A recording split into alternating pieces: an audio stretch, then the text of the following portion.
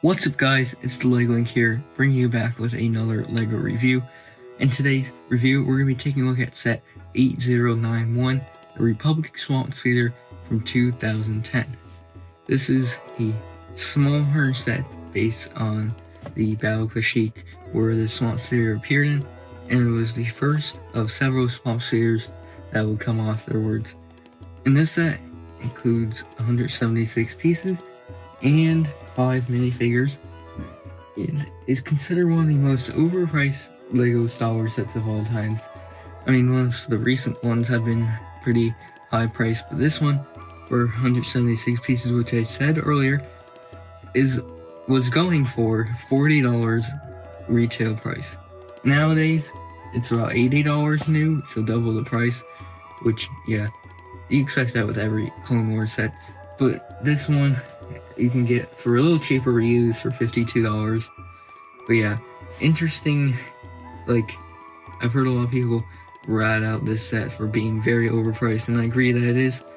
But let's see just how bad it is in the coming segments of this review. So this set includes 2 B1 battle droids to fight against 3 tank. Here's the other one right here, they're exactly the same. They all come with this gun, and they're the regular B1 battle droid that we've been seeing for the last couple of decades, or the last 2 decades of LEGO Star Wars, almost 2.5, or 2.5 this year. Nothing changed, nothing too exciting about it, but it's good to have for the set. We also get a B2 battle droid. Super battle droid is another name for it. This is also the same one that was used until it ended production in 2014, and recently we just got a new mold for it.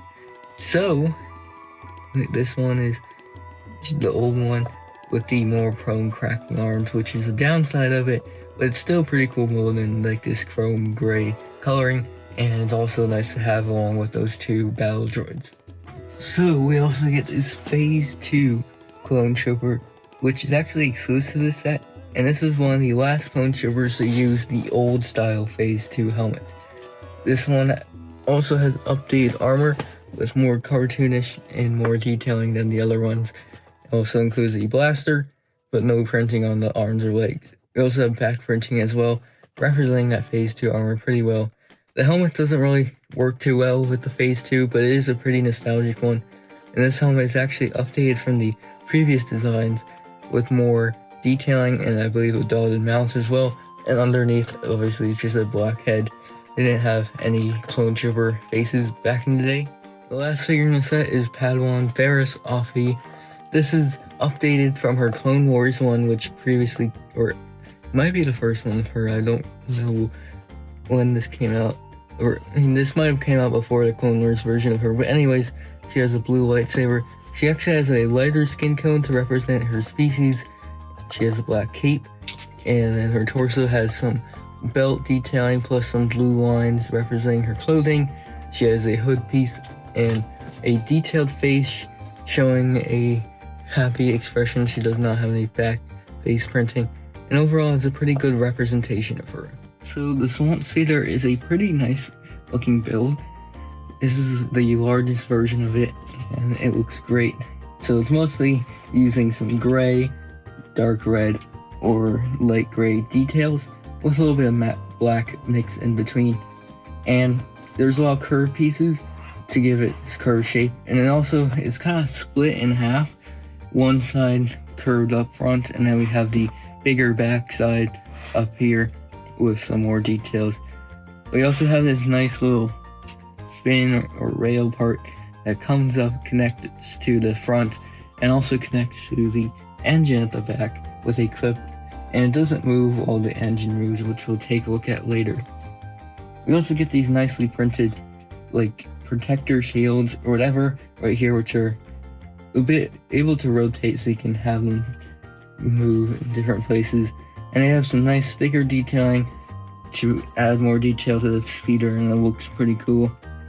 And then, yeah, over here at the back, if I can bring this camera down just slightly so you can see it better, we have some control panels So we have a black chair with some slope pieces and levers, and a printed design for the control panel right there. This is also present on the other side, and it allows you to put 2 figures to control it. Has the box showing Bear's Huffy and the clone trooper working together, controlling this, but you could get other clones and put them on here too. It doesn't really matter. We also have a sticker up here on another slope piece with some more controls, but it is slightly hidden by the engine. You might be able to sneakily see it right there where my finger is pointing, unless I'm blocking it. On the underneath, we can see a lot of the Technic. We have 2 wheels under this big part on the sides, so it's able to roll around. We also have more wheels at front. We have these 2 long Technic pins, which are connected by a kind of sideways pin.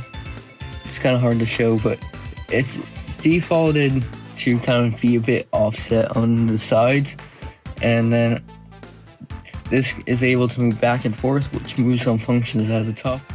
And those functions are some missile shooters and an engine.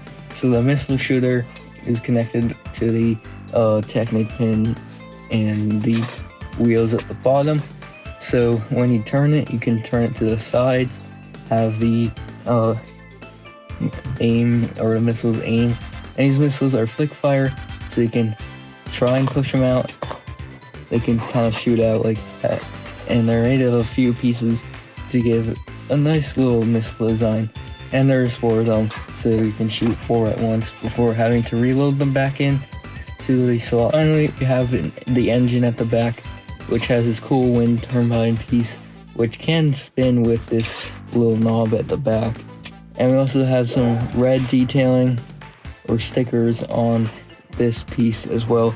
And you can turn the engine as well, and that makes it easier to aim the missiles, so you can have it rolling pretty nicely, and then have the engine guide the missiles to different sides. So in conclusion, the design for the swap speeder is a very sleek and good design for 2010. They've made a few smaller ones which don't look as good, so this is the go-to if you just want that swamp speeder looking perfect. The figures are pretty nice. You can get some battle droids, who cares about them really.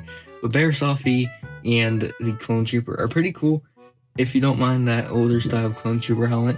And the Bear Softy figure kind of holds up today, but there is a more modern one which is better. But anyways, yeah, I think the set, yes, it was very overpriced. It should have been probably just $20, but it still is a pretty nice design, and if you can find it for cheap, it's worth building up an army for like a Kashyyyk monk or whatever. So I think I'm going to give this 7 out of 10 on my rating scale. So yeah, that is going to wrap it up for this review. Hopefully you enjoyed, and check out some other Star Wars reviews on my channel. Bye-bye!